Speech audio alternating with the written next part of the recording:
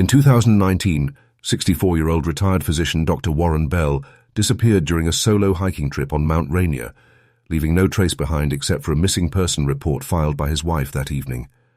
The search spanned 9 days. No body, no gear, no footprints. The only certainty was that Warren signed into the Glacier Basin Trailhead Registry at 6 that morning. After that, nothing. Authorities exhausted aerial scans, thermal imaging, cadaver dogs, but the case stalled, cold, uneventful, unsolved. Then, in 2023, during early spring runoff, 2 biologists studying wetland restoration near Ipsut Creek stumbled across a tangled beaver dam. Half submerged in the debris was a faded yellow backpack, its nylon frayed, but intact. The same color Charlotte Bell had described to investigators 4 years earlier, identical to the one Warren took up the mountain. Inside, a waterproof GPS logger still blinked. The pack was wedged in tightly between fresh branches and sediment. It had likely been buried season after season beneath snowmelt and silt. Rangers excavated it carefully, preserving what they could. When the contents were laid out in the ranger station that evening, compass, prescription bottle, travel-size sunscreen, a worn field notebook, no one said a word. The backpack had been found nearly 5 miles northwest of Warren's intended trail. Charlotte was called the next morning. By then, she'd stopped answering unknown numbers. It was the voice of a young ranger, calm but shaken, that made her pause before hanging up. "Mrs. Bell," he said, "we found something that belonged to your husband. It was hidden in a beaver dam." The words snapped open a door in her mind she'd locked shut. She flew to Washington that weekend and sat inside a quiet ranger office, watching the faded gear spread across a canvas tarp like artifacts from someone else's life. But her hands shook when she touched the field notebook. She had given it to Warren herself the year they visited Iceland. The entries were still legible. The last one read, "Meeting confirmed. Noon. Same ridge as before." Charlotte stared at the sentence until the letters blurred. There were no names, no context, just that line. She sat down in her rental car outside and closed her eyes. Same ridge as before. That meant this wasn't his first time on that part of the mountain. That meant someone else had been with him. And that meant her husband hadn't gone up there just to clear his head. He'd gone up to meet someone. That meant her husband hadn't gone up there just to clear his head. He'd gone up to meet someone. Charlotte sat still in the rental car for nearly an hour, the notebook balanced across her lap like a wound she couldn't look at directly. The phrase, "same ridge as before," looped in her head, dragging old memories to the surface.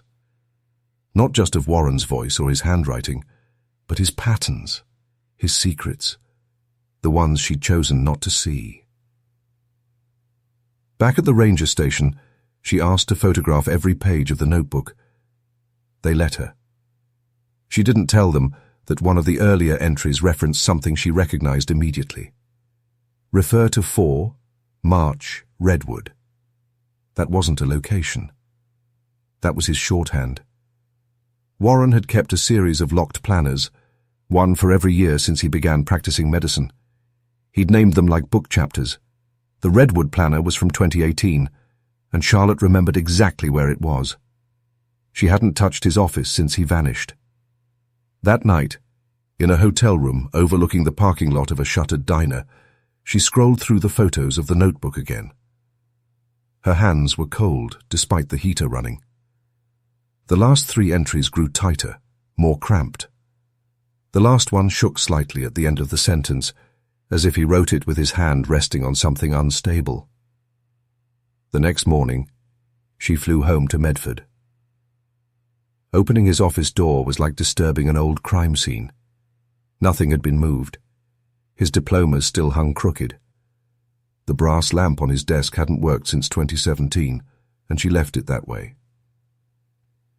She opened the bottom filing cabinet and pulled out the Redwood planner. The pages fell open to a dog-eared entry under March 4th. Harrison, noon. Ridge 3. Do not confirm via email. Her breath stopped. Harrison. The name felt like a crack in a dam. Dr. Elias Harrison, Warren's former medical director, the mayor, man who abruptly retired 2 months after Warren's disappearance. Charlotte closed the planner and leaned back in the chair. She remembered the tension between them in the final months. Warren had come home silent more often than not. He'd started locking his briefcase again.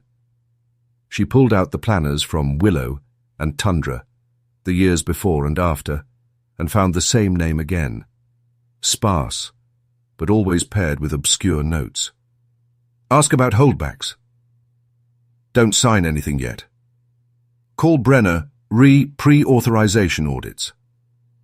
Charlotte had no idea who Brenner was. She dialed a number from memory. Her sister, a retired court clerk. She didn't explain, only asked for a favor. I need someone to check a few medical licensing records for me. There was a pause on the other end. Is this about Warren? Yes. A sigh.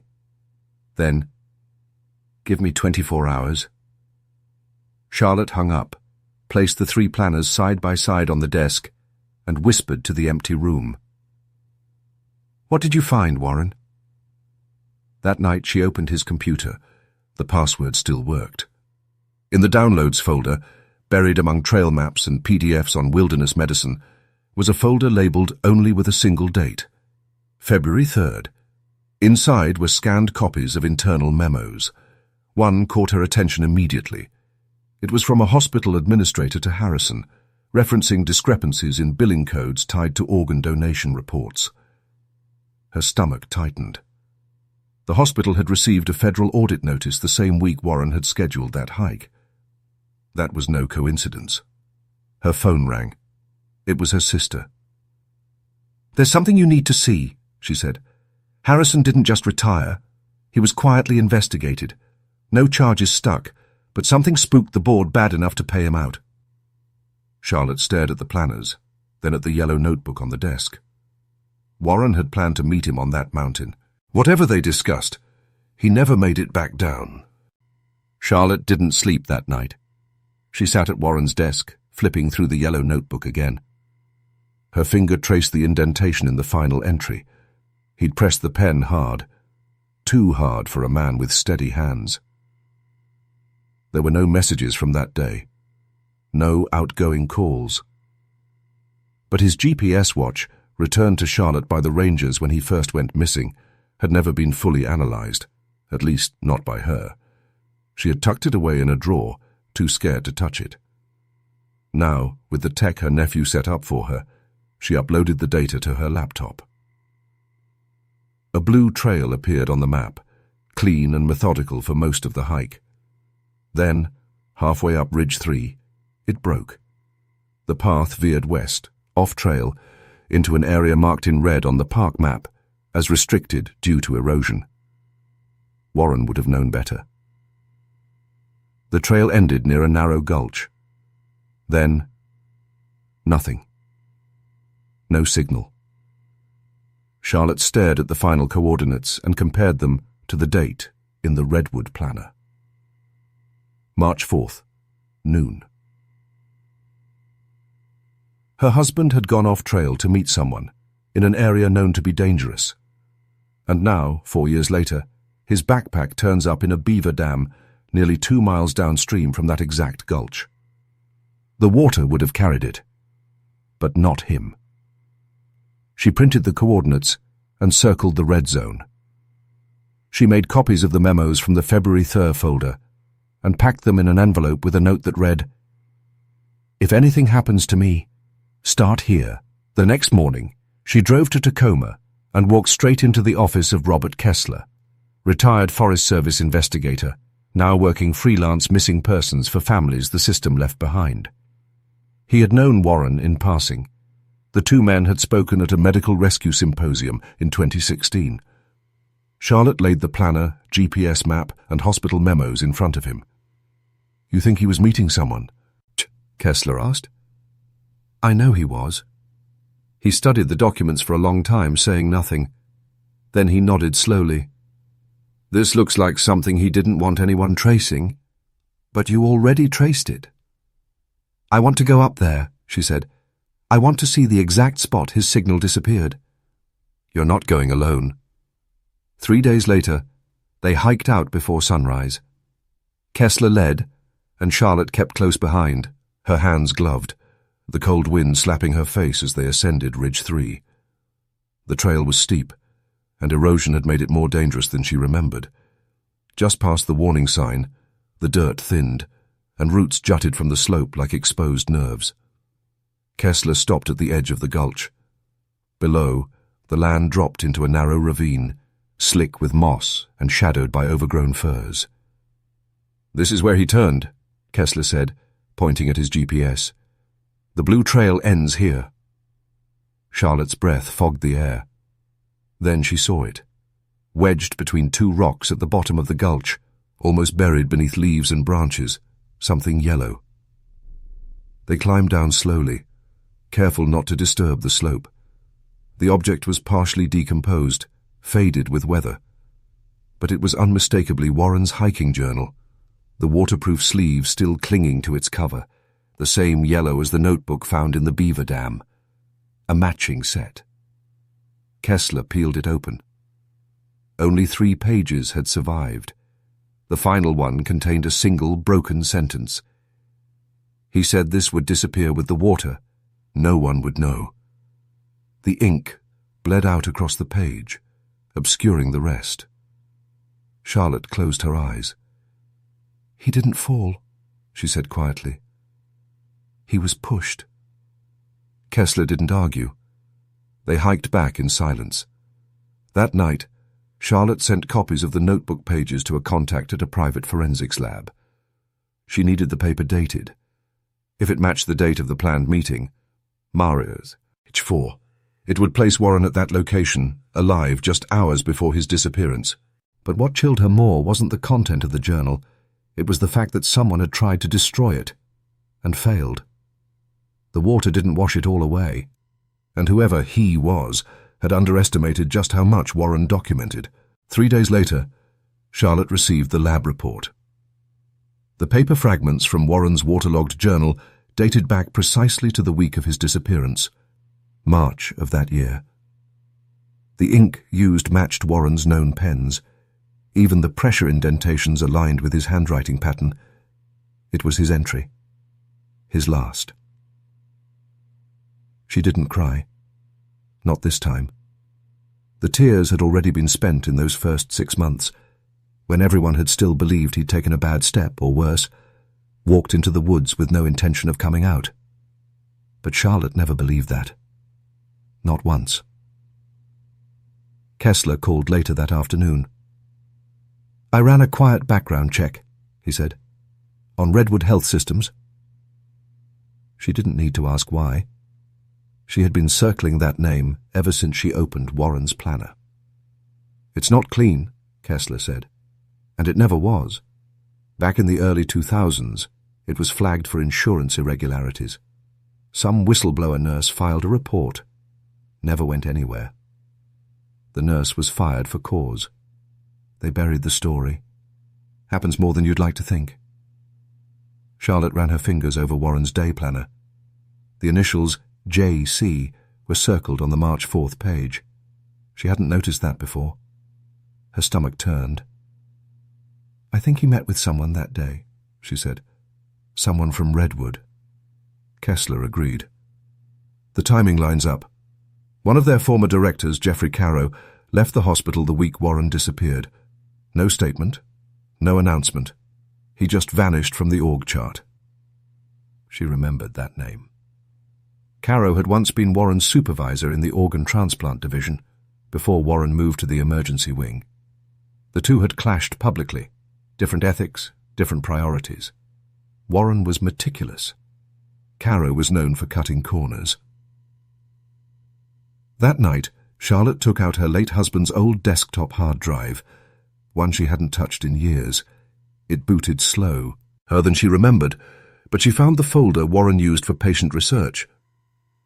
In it, buried under subfolders and file aliases, was a single document titled Continuity Review. The file had been modified just 3 days before Warren left for Mount Rainier. She opened it. Dozens of names filled the spreadsheet. Patients, transplant dates, organ donors. The names were coded, but the patterns were unmistakable. At least 6 of the cases overlapped with irregular insurance claims. One of them was labeled Outlier. Donor died 5 days before paperwork filed. Charlotte leaned back, her pulse pounding. These weren't just irregularities. This was deliberate, coordinated. Someone was forging paperwork to push through high-dollar organ transplants, possibly using dead patients' information after the fact. It was massive, and someone inside Redwood was making it happen. She printed everything. Then she emailed a copy to Kessler, who called her 10 minutes later, his voice tighter than usual. "We're dealing with something real here, Charlotte," he said. "If Warren had this, and he went up that mountain to meet Caro—" "He never came back," she finished. The silence on the line was its own kind of answer. Charlotte didn't sleep that night. Instead, she replayed every conversation she'd had with Warren that final month. His hesitation, his late nights in his office, the way he seemed distant at dinner, but not cold, just burdened, as if he were carrying something enormous and didn't want to break beneath it. He had been building a case, quietly, alone, and someone found out. That's when it hit her. The backpack. The yellow backpack the hikers found, Warren's, wasn't just some forgotten gear. It had been planted in that Beaver dam. Someone had tried to destroy the journal inside, but the Beavers, unknowingly, had preserved it. Someone had wanted that evidence gone, not lost, erased. Charlotte picked up the envelope of documents she'd prepared for an emergency. She added the spreadsheet. If something happened to her now, she wanted the truth to live on. She wasn't going to disappear quietly like Warren. And if Jeffrey Caro was still out there, she was going to find him. Jeffrey Caro was not on social media. No digital footprint beyond a few archived board meeting minutes and a medical journal article co-authored in 2011. Charlotte stared at the screen in frustration. He had slipped away just as neatly from the internet as he had from Warren's life. But Redwood's older newsletters, posted in .pdf format on a forgotten corner of their website, offered one lead. A retirement party announcement, a blurry photo of Caro smiling stiffly next to a woman labelled as Ms. Trina Bell, Executive Liaison. Charlotte reached out to her. Trina Bell responded within 2 hours. The reply was polite, almost overly formal. She confirmed she hadn't spoken to Jeffrey Caro since he left Redwood. And no, she had no forwarding information. But Charlotte noticed the signature block. It listed Trina's current title, Chief Operating Liaison, Cascade Trust Holdings. That company name meant nothing to her, but when Kessler ran it through a state database, one connection jumped out. Cascade Trust Holdings leased property up in Yakima County, a private lodge, remote, listed under Wellness Retreat Initiatives. Charlotte stared at the address. It was 20 miles from Mount Rainier's northeast boundary. Too close. Kessler made the call for her. A private investigator could move quieter than a widow asking questions. 2 days later, he drove up to Yakima. The lodge was gated and unlisted, no road signs, no public access. But his drone captured aerial shots from a half-mile out. And in one frame, there he was. Older, thinner, greyer. Jeffrey Caro. Unmistakable. Living in isolation, under a different LLC's name, but alive. Hidden. Charlotte didn't wait. She drove to Yakima the next morning. Her hands trembled against the webbier. Heal the entire way, but not from fear, from purpose. This time, she wasn't standing on the sidelines of Warren's life. She was finishing what he started. The lodge appeared exactly as Kessler described it, remote, surrounded by brush and forest, a long gravel driveway overgrown with moss and silence. There were no other cars, just one parked sedan under a sagging carport. She approached the house slowly. No barking dog, no movement. When she knocked, the door opened within seconds. And there he was. Geoffrey Carrow, face pale, eyes sunken, wearing a wool sweater far too heavy for the warm afternoon. "Ms. Lockridge," he said, as if he'd been expecting her. "I figured it was only a matter of time." She stepped inside without asking. The air smelled of cedar and antiseptic. A fire crackled quietly in the corner, out of season, out of place. "I found the spreadsheet," she said. Carrow closed the door slowly. "And Warren's planner," she added. "And the journal." That made him flinch. "I didn't kill him," Carrow said, sitting down heavily in a leather chair, "but I didn't stop it either." Charlotte didn't sit. "He was meeting you that day," she said. Carrow nodded, his hands clenching around a chipped porcelain mug. "I told him not to go public. I begged him to wait. There were others involved, bigger than me, bigger than Redwood." "Who?" she asked. He shook his head. "I can't. Not here." "Then tell me how he died." Silence stretched between them. The fire popped softly. "He confronted me that morning," Carrow said finally. "Showed me the spreadsheet. Said he had an attorney ready to file. He told me I had 24 hours to come clean." Charlotte felt her throat tighten. "I told him I'd think about it, that I'd meet him on the ridge trail to talk it through. We were supposed to hike up together." "You never showed." "I did show," Carrow whispered. "But someone else got there first." He looked up at her, eyes red-rimmed. "They were watching him. They knew about the files. I don't know how. Maybe his attorney leaked something." "I didn't know they'd kill him." Charlotte clenched her fists. "Then who pushed him?" Carrow stared into the fire. "I only saw the body afterward. I saw them take his backpack. One of them joked about dropping it in the river like bait. I stayed quiet. I stayed alive." He stood shakily, walked to a cabinet and opened it. From inside, he pulled a dusty black case. Inside were flash drives, dozens, labeled by year, red sticker dots on some, blue on others. "This is everything," he said. "Every record I kept, every meeting, every name. I backed up what Warren showed me and added my own. I was going to use it if they ever came for me." Charlotte reached for the case slowly. "I never gave it to anyone," Carrow added, voice low. "But maybe I was just waiting for someone to make me." She took the case. And then, without another word, she walked out. She didn't look back until she reached the car. Carrow never followed. But as she drove away, she realized something had shifted. Warren's story wasn't buried anymore. It was starting to surface piece by piece. And someone, somewhere, would try to stop her before the next piece fell into place. Charlotte drove straight through the night. The flash drive case never left her passenger seat. Every time her eyes flicked over to it, she could almost feel it humming, like a live wire. Names, dates, conversations, all of it resting silently on those tiny pieces of plastic. It wasn't just proof anymore. It was leverage. By the time she reached Seattle, the first threads of morning light were slicing through the skyline. Her phone buzzed. 5 missed calls from Kessler and 1 from an unknown number. She ignored them. There was only one place to go. She parked outside a small cafe on East Lake Avenue, tucked behind a bookstore.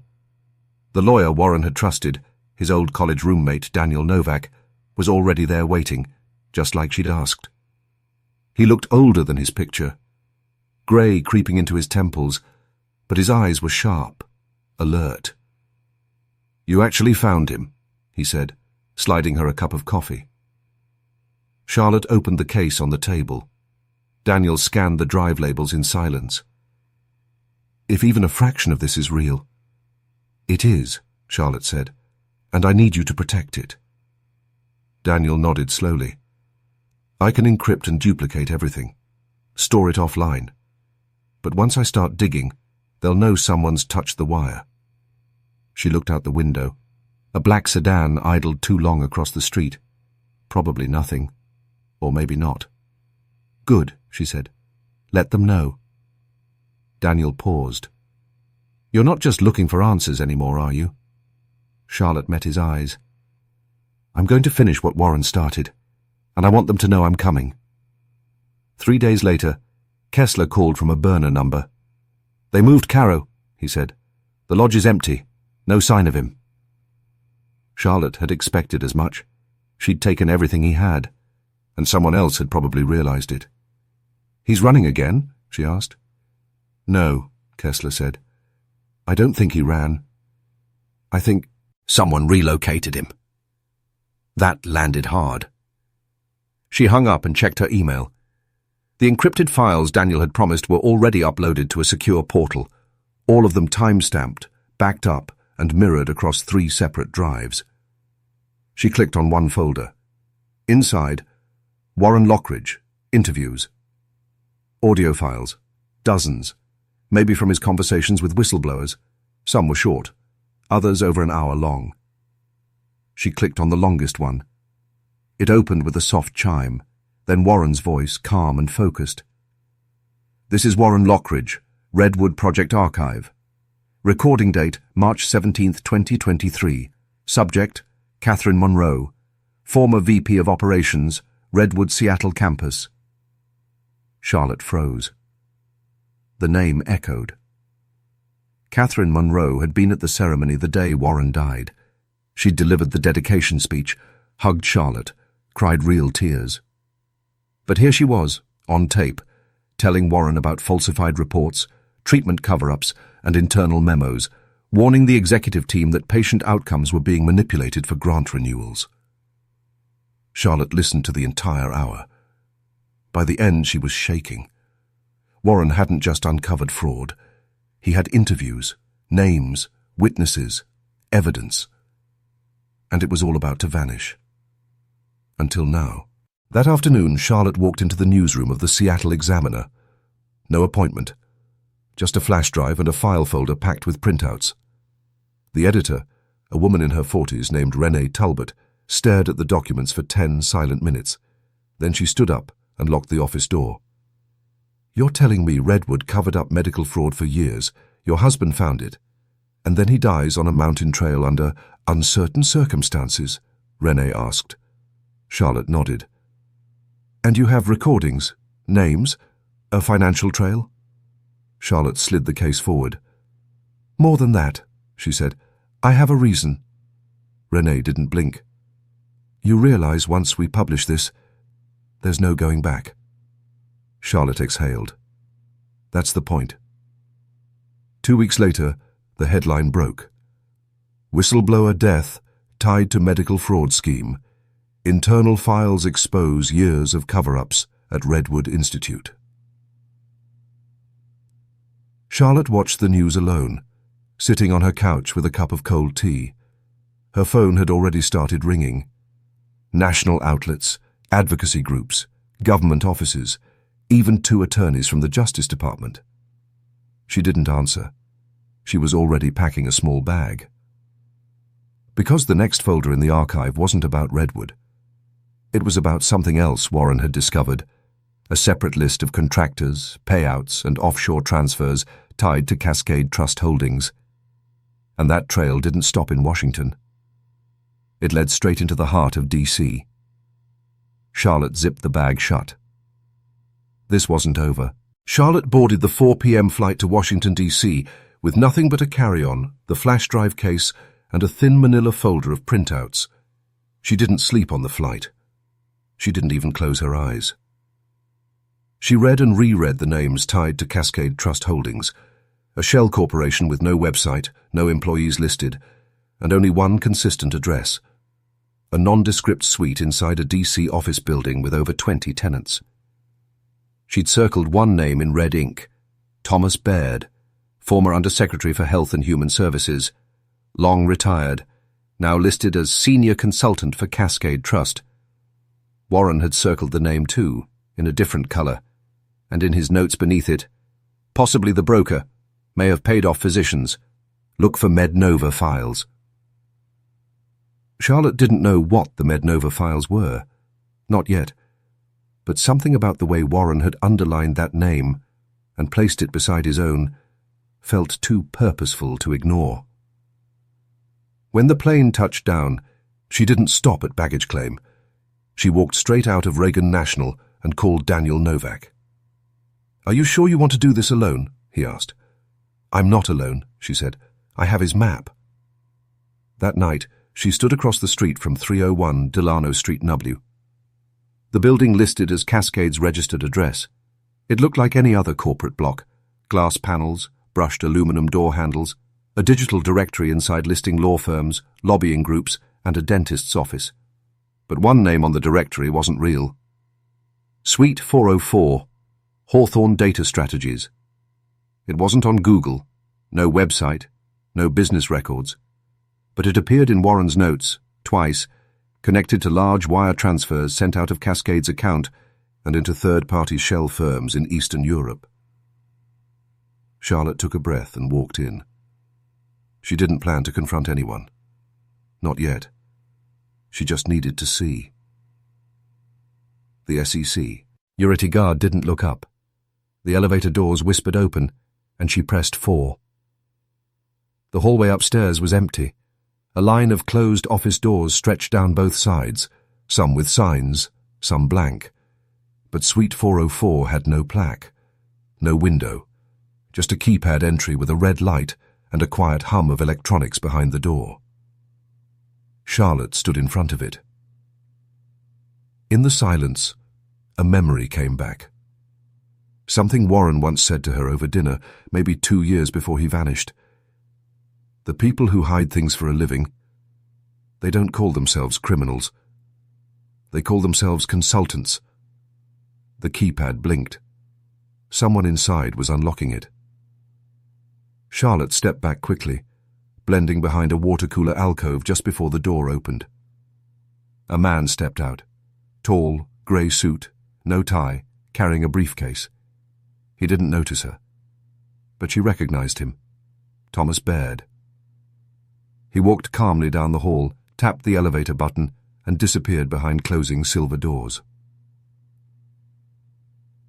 The next morning, Charlotte sent Daniel a full description and the list of names tied to MedNova, another company Warren had flagged as suspiciously silent. It had once claimed to be a medical device testing firm, but Warren's notes suggested it was really a conduit. A middleman used to launder government research grants back into private offshore accounts. "I need the full paper trail," she told Daniel over the phone. "I'll get you what I can, but this is bigger than Redwood, much bigger. Are you sure you want to pull this thread?" Charlotte's voice didn't waver. "I already did." Later that day, she took a cab to the University Club, an upscale private membership building in DuPont Circle, where Thomas Baird had once served on the board. The receptionist smiled too politely, but Charlotte didn't check in. She walked straight to the bar, ordered nothing, and sat near the back wall with her phone recording audio. And she waited. 40 minutes later, Baird walked in. Not alone. With him, a woman in her 50s with a tablet, a navy blazer, and the kind of posture Charlotte had come to recognize in bureaucrats and boardroom ghosts. Confident, careful, detached. They sat just 2 booths away. Charlotte angled her phone slightly toward them. She couldn't hear every word, but the phrases that did come through sent a chill up her spine. Shut down the Seattle branch quietly. The widow has media attention now. Burn the backups. Use Tier 3 clearances. Charlotte swallowed hard. This wasn't just fraud. This was a cleanup operation, and she was sitting in its blast radius. That night, she reviewed the audio on her laptop. Then she opened the last folder Warren had labeled Personal Notes. Inside were typed pages with timestamps, including one final paragraph labeled February 19th, 2021, the day before he vanished. If anything happens to me, look for Cascade, not just Redwood. They move quietly, but not invisibly. Baird isn't the top, just the handler. Follow the wires, and don't stop. Not until you find the file they buried at Brightwood Lake. They called it Project Ascent. I don't know why, but it scared them. Charlotte blinked. Brightwood Lake. It was on the eastern slope of Mount Rainier. 12 miles from where Warren's backpack had surfaced in that Beaver dam. She closed her laptop and stared out at the quiet DC night. The trail hadn't ended at the mountain. It had started there. And if there was a file buried at Brightwood Lake, Charlotte knew exactly where she was going next. The road to Brightwood Lake was narrow and half forgotten, winding through moss-covered trees and cloud-wrapped hillsides east of Mount Rainier. Charlotte rented a Subaru Outback from SeaTac Airport and drove through the mist, alone but focused. She hadn't told Daniel where she was going. Not this time. She needed to see it for herself. Brightwood Lake didn't show up on most tourist maps. It wasn't large, maybe a quarter-mile wide, nestled inside a glacial basin surrounded by evergreens, cold, still, and untouched. There was no ranger station nearby, no cell signal, no hikers, just the whisper of wind in the pines and the faint scent of wet earth. She parked the car just off a fire road and followed the trail on foot. Warren's final note had been clear. Look near the west inlet. Beneath the ridge, a weatherproof case marked orange. She hiked for 40 minutes before finding the inlet, a narrow stream that fed into the lake from the high ridge above. The ground was soft and scattered with pine needles. A large fallen cedar marked the place Warren must have meant. Charlotte dropped to her knees and started digging with a camp shovel. 10 inches down, the blade hit plastic. Her breath caught. She cleared the dirt with shaking hands. It was there, a watertight pelican case, bright orange, scratched but sealed. She popped the latches open. Inside, a black USB drive, a crumpled piece of thermal paper with GPS coordinates, and a folded letter. She opened the letter first. It was handwritten. If you're reading this, I'm likely dead. Or vanished by choice. Either way, you made it. Which means the truth matters more than my safety ever did. The drive contains full backups. Names, routing numbers, call transcripts. The system doesn't just cover up failure. It profits from it. Project Ascent was the final phase. Privatized genomics, preemptive trials, cloud, ossified experiments on rural populations, done under the radar, done in our name. You have to show them, Shah. All of it. W. Charlotte sat still for a long time, staring at the water. She held the USB drive in both hands like it was radioactive. This wasn't just the Redwood study anymore. It was the blueprint for a network of secret medical trials, weaponized research, false patient records, medical consent forms never signed, billions in diverted federal funds, all buried under NDAs and shell companies like Cascade Trust and Hawthorne Data Strategies, and Warren had been right. Baird wasn't the head, just the middle link. There were bigger names, deeper pockets, and they'd buried all of it in the most literal sense, 10 inches beneath a tree, in a forest nobody bothered to map. Charlotte drove back to Seattle that night. She didn't go home. Instead, she checked into a hotel under her mother's maiden name and uploaded a full encrypted copy of the drive to 3 different locations, including one that pinged Daniel's secure line. She wrote a short note. I found it. I'm in deep now. If I go silent, release everything. But start with the Ascent files. They're the keystone. Then she turned her attention to the GPS coordinates printed on the thermal paper in the case. It wasn't a location near the lake. It was in Virginia, near Quantico. The next day, she was back on a plane. No press badge, no laptop, just a burner phone and the flash drive in a hidden pocket of her coat. She flew into Dulles, rented another car, and drove 2 hours south through winding forest roads until she reached the coordinates. There was no gate, no sign, just a gravel path behind a line of trees and an unmarked chain-link fence. Charlotte parked a quarter-mile away and walked the rest of the way in. Beyond the fence stood a small bunker-like building, cinder-block walls, reinforced door, satellite dishes above, all pointed skyward. This wasn't abandoned. It was active and hidden. She took out her phone and snapped a few photos, quickly, quietly, then turned to leave. But it was too late. A black SUV rolled down the path behind her, fast and silent. Charlotte stepped off the trail, back into the trees. The SUV stopped where she had been standing seconds earlier.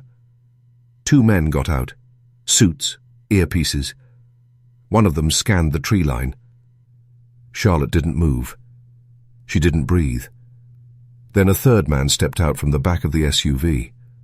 Older, neatly pressed jacket, trimmed white hair. It was Baird. He said something into his earpiece. The others nodded. They turned and walked toward the facility. Charlotte backed away slowly, branches catching on her coat, until she was out of sight. She didn't stop moving until she was back at the car and already shifting into reverse. That night, in a roadside motel an hour outside Richmond, Charlotte connected the drive to a secure laptop Daniel had sent her weeks ago. She decrypted the folders one by one, each labeled, each damning. Internal memos linking HHS to ghost trial sites in Montana, Idaho, and rural North Carolina. Wire transfers to Cascade Trust, and from there to over 40 undisclosed offshore accounts. A folder marked Project Ascent, Phase 2, D-Tide. Link patient DNA collection through falsified NIH partnerships. And one final document, a redacted report stamped Property of DARPA. She leaned closer, heart racing. The title, Adaptive Genomic Resequencing in High-Risk Populations, Pilot Protocol. Charlotte stared at the header. Warren had found more than just corruption. He'd uncovered a link between medical fraud and classified military research. And someone had been killing to keep that connection buried. Charlotte sat on the edge of the motel bed, the hum of the mini-fridge loud in the silence, the open laptop casting a blue glow across her face. The document on screen wasn't just technical. It was criminal. She scrolled down through dense medical jargon, cross-referencing dates and trial site codes. According to the file, DARPA's Adaptive Genomic Resequencing Protocol, codenamed AGR-HRP, was launched in 2021. The purpose? To study real-time genomic modulation under high-stress environmental conditions. But this wasn't done on consenting soldiers or willing volunteers. The test subjects were civilians. Rural patients flagged with certain genetic markers, selected without consent, injected with synthetic proteins, monitored through shadow clinics and mobile labs disguised as FEMA relief units. Charlotte stared at the final line of the file. End-stage effects present no traceable pathology under conventional analysis. Procedure is self-erasing, repeatable. Her stomach turned. This wasn't just data collection. It was human testing on a national scale. Self-erasing procedures, no paper trail, no survivors to speak. Warren hadn't been paranoid. He'd been right. And now she had the files to prove it. The next morning, Charlotte booked a train to D.C. instead of flying, less traceable. She wore a thrifted hoodie, hair tucked under a baseball cap, and carried nothing but a canvas messenger bag and the encrypted flash drive. She contacted Daniel through a dark web forum they'd used in college, sending only 5 words. Need drop. Tier 1 exposure. The reply came 2 hours later. Dead drop. Battery tunnel vent shaft. Noon.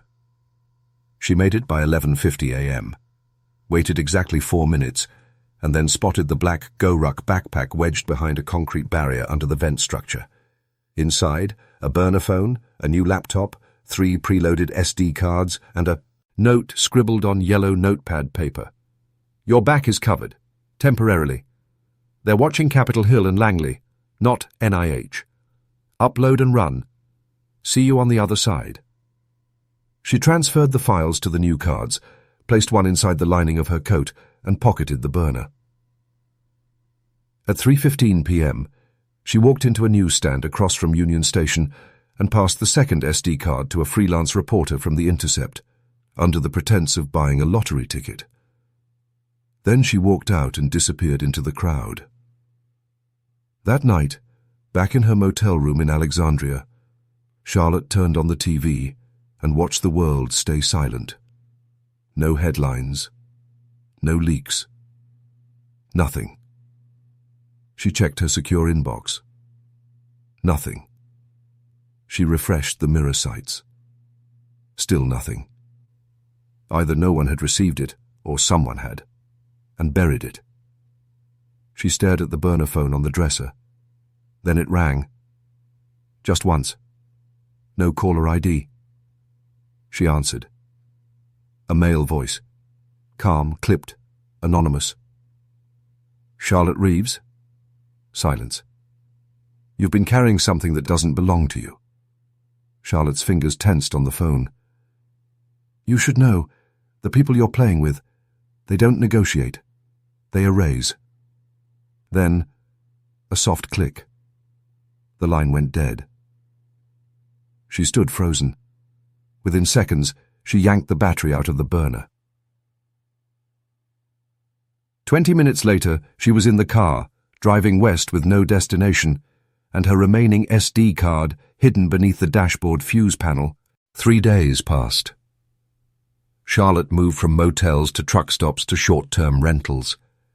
She logged into a secure terminal using Tor and checked for any sign that the documents had gone public.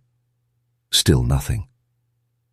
Then, on the 4th day, just before dawn, a post appeared on a back-channel investigative forum. Project Ascent, DC Black Archive files. Now leaked. No password needed. Charlotte clicked the link. The entire dump was there. Every folder, every memo. Redacted only by time and digital decay. She scrolled through file after file. Her hands shook. Warren's work. His risk. His sacrifice. Out in the world now. Exposed. That afternoon, The Intercept, Der Spiegel, and Bellingcat all published coordinated stories. The headlines: Silent Genome, how the US government ran secret medical trials on its own citizens.